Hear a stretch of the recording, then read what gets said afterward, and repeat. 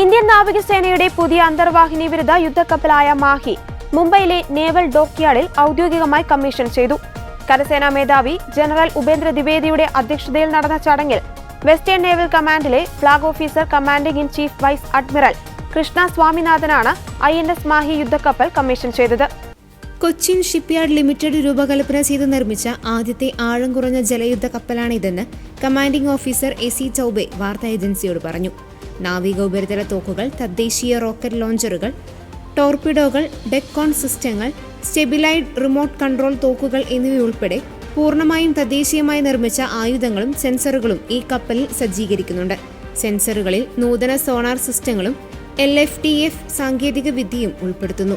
കൂടാതെ കപ്പലിന്റെ 80% തദ്ദേശീയ ഘടകങ്ങളും ഇന്ത്യയുടെ പുരോഗതിയെ പ്രതീകപ്പെടുത്തുന്നുവെന്ന് ലഫ്റ്റനന്റ് കമാൻഡർ പ്രണവ് ശർമ്മ പറഞ്ഞു.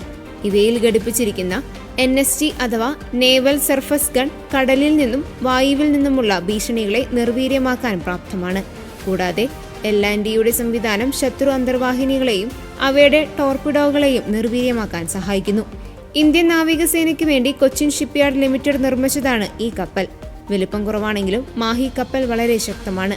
അന്തർവാഹിനി കണ്ടെത്തൽ, തീരദേശ പെട്രോളിംഗ്, കടൽ പാതകളുടെ സുരക്ഷ എന്നിവയ്ക്കായി ഇത് പ്രത്യേകം രൂപകൽപ്പന ചെയ്തിരിക്കുന്നു.